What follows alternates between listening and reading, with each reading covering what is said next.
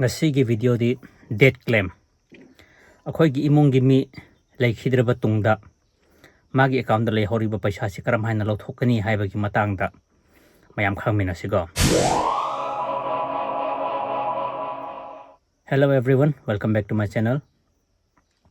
Hojik se agi car manung da leibane baisa hojik more da leya yam saba manung se mai laktaba car gi AC si tharga sem mane bako hojik video se ngasi Sunday ni ngasi sem dadi matam leita bako aduna haurasi debt claim haibase kanagumba mi di bank da lagraga hangnangai su tanba hangnangai si talabni na khunda natraga imong da sum ungraga leibako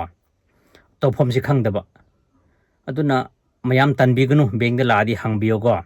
akhoi thabak tawrise noi mayam gini akhoi mayam gi mateng su panga dawrine bako mayam na hangbiyo akhoi gi imong gi mi laikhidraba tungda karam haina lothokani haibase makhal uhum thongna le ahan bada nominee leiba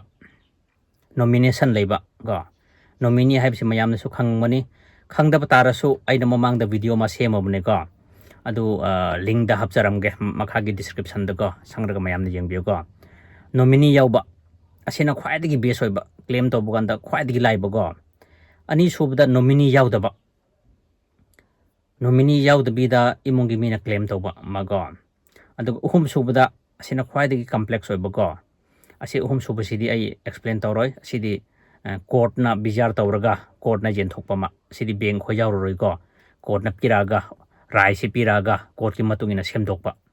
pithokpa go jen biba sesine go uhum subasidi ahan bada hore sedudi nomination jauba akhoi hingringai da akhoi ase chatringai da maga hairamge mayamna account hangisa nominee si hapyo bako haibdi khutong thiba haibse tamba ngamde aduna nominee hapakanda akhoi hapiba mi sa asegi details si chumna hapiba go number 1 go adu mayam khang nominee haiba khangda bale so khitang ten hairamge nominee haibdi abbreviation di yam sangamani dor so ine sum icham chamba londa da haige bako aigi account da paisa khara lei khalasi go aina nominee se hapaba adu tarabdi aina sikhra matungda aina laikhidraba matungda aina hapiba nominee do aduna lothokpa yai hebne da aina thajaba mi aina nungsiba mi hebne go adu account amada nominee hojikse akhoi bank gi oina atopa bank so oigani go aigi di Punjab National Bank ne mari phau happa yai go saruk to khaidok piba mana sama gi manung da kun function mana sama gi manung jangkhai function sum khaidok piba yai share to go aduna han bagi sidi karam haina claim tawguni nominee yaw bagi go nominee labor di yam laire adu tawnangai si number 1 da karira hairega sikhraba mi dogi death certificate lothok taba yadre death certificate si amaru ego death certificate si sure khoi lothok taba yade death certificate tu ma sire tak torine bago death certificate ma lothone go death certificate lothoga isagi su nominee gi du su bank to account leba tare go aduna death certificate lothoga form ama le bank da go death claim hairga sikhra matung da claim tawnaba form ama le adu logani adu form haibu kan sida form se makhal ani thona le nominee yaubagi ama yaudabagi ama go form si tonga tonga le nominee yaubagi de hojik nomination haibdo nominee yaubagi di form su khra tele yam laye go adu gidi adu form lorani menbirani aduga isagi nominee gi saktak che pirani go death certificate hapirani aduga isagi account da hayeng account do close tawra matung da isagi account da paisa du changakani bugo asina nomination jaw bagine yam laiba nomination jaw redi go aduna mayam nominee hapase kaubiganu hapsi go mapan gi lamdadi khoi insurance kumba bank da paisa leibu kumba nominee hapaga paisa du pambagi nominee duna account holder natraga policy holder do hathoga loba sigumbagi case su khra leiba male adu khoi manipur maktadi tade tawsu toroi hena khale go adu akhoi manipur di asigumbagi kare hegni habit leitabnina akhoi imung manungda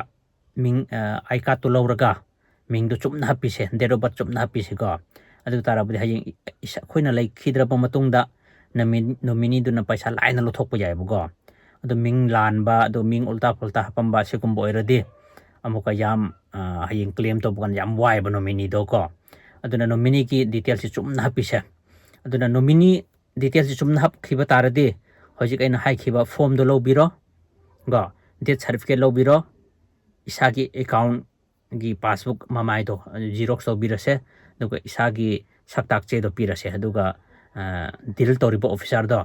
bank gi officer da pibiro dum close or matung da isagi account da sangani bugo asina nominee yaw bagine yam live ne bugo duga nominee yaw daba nominee yaw dredi muka khitang kare hegni nominee yaw badagi yaw dabna khitang complex oirakani haibudi ai se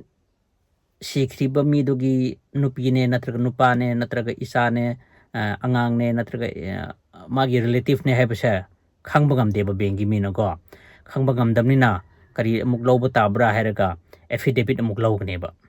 affidavit lawdaba yadre go sidade affidavit harde mayam khangani go affidavit to da akhoi declare tawdorine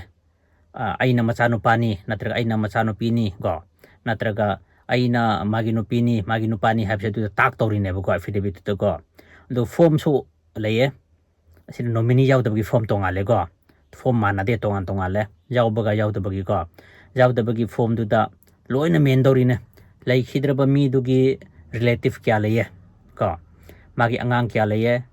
ahan oi bataradi go machanupa kya leye machanupi kya leye go adudagi magi relative haibadi maga nagnaba nagnaba go ase ko ji loin irakani ba affidavit go dug ase mayam gi marakta ase gi paisa se ase gi mina logani habse declare to dori ne ba hoski affidavit to go aduna affidavit ma sum logani go form men gani affidavit logani aduga isagi saktak chai pigani ase so account detail to pigani asai nominee leibaga mane du mana affidavit to loghiba form da tongan khiba go aduna akhogi imungi mina leikhidre patungda hoi lawthokpa yanaba go akhoi nominee hapise aduga claim torok to bami so payam lei hojik se go sikhra matungda bank da hangngai talaga bank da chatpa talaga natraga bank gi staff sing da wari sanaba talaga lakta bami so payam lei go asigum account se chahi tara kun suraga khoi paisa se lawrak taba ado bank da paisa leba segi case so mayam lei go asegi next video da isegi se makani go asegi na tongale case muka go imungi mina claim torok taba mathangi video da ise semrakni ado ngasi gi ona de debt claim sikhra matung da imungi mina claim tawba sesine process se go aduna akhoi gi imungna leikhidrba tungda paisa lothokke haba taradi bank da lakbiu hangbiu nominee yawbra yawdabra yawba taradi nominee do detail do mail laga dum lothokpiro go yawdaba taradi affidavit ama changani go affidavit main bigani form do lobigani adu process to follow to biro go adu aigi bank da sumayam lai asokumba go hangnangai talaga natraga process to khangdaba ase hangnangai da ma khaira numbit ma pra mang baso lei go aduna aigi video si jenglaga mayamna debt claim gi matang da khangdaba sing da so bhab tan si habse se haige go aduna ngasigi di asita losilage. Thank you so much everyone for watching.